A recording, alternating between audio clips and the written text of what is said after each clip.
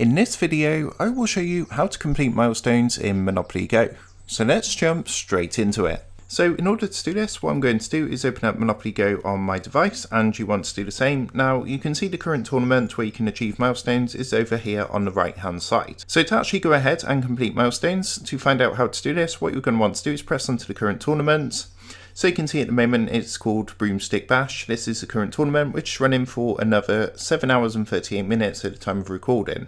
So as you can see here, there's 30 gifts in total to collect, and to reach the different milestones, as you can see, the big reward for this one is 1,300 dice. But to go ahead and find out how to achieve your milestones, all you need to do is simply come up to this little blue I button up here, press onto it, and it's going to tell you how to reach your milestones. So for example, if you land on these tiles for the shutdown and bank heist, you can see the different tokens you're going to collect. So if you block a shutdown, for example, you're going to get 2 broomsticks. If you get a success on a shutdown, you're going to get 4 broomsticks.